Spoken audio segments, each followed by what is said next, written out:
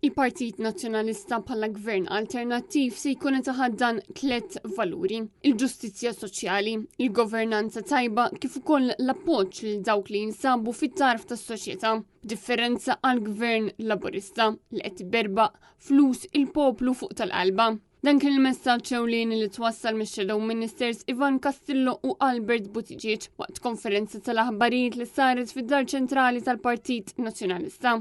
Ivan Castillo saħaq li Roberta Bela tilef il-kontroll tal-gvern u għalhekk kellu jċedi għal dak li ried Joseph Muscat, ċoe li l-professur Scicluna ma jitneħħiex minn gvernatur tal-Bank Ċentrali.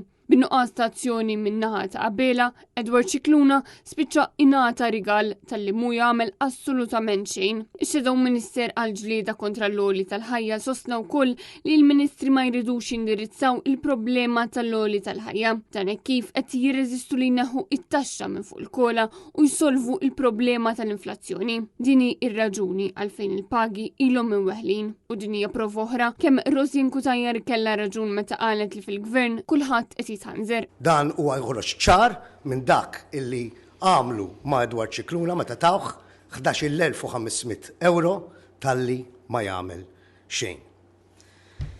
Jekk Edward Scicluna jagħmel sal-aħħar tat-terminu tiegħu jkun qed jaqla 195,000 sal-aħħar tas-sena 2025. Dan ifisser 2,640 euro fil-ġimgħa jew aħjar 528 euro kuljum. Min-naħa tiegħu Albert Buttigieg spjega kif sal-2022 iktar minn 85,000 persuna kienu fir-riskju tal-faqar e kif 5 snin dawn żdiedu b'aktar minn 10,000 persuna. Dan fil-waqt li tal-qalba qed ikomplu jistanaw. Partit Laburista sfortunatament, u nerġa' ngħid sfortunatament, spiċċa isu dar tal-ħallelin u tal-frodisti jew inkella ta' l-opportunisti.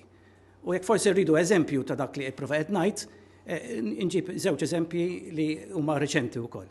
Kenna lil Johan Grek, il-famuż kummissarju tal-films, li għal-film li fih der anka u nefsu, biex għamel self-promotion, infaqna 900,000 għal 10 minuti. Ix-Shadow Minister għal-Familji u s-Sigurtà Soċjali spjega wkoll kif il-Partit Nazzjonalista għandu track record ta' skemi li kien nnieda kif ukoll sussidji li kien jagħti lill-familji sabiex dawn ikollhom saqaf fuq rashom. Skemi li l-Gvern preżenti kien neħħihom għax qal li ma kinux tajbin biex wara ftit reġa' daħħalhom b'isem ieħor.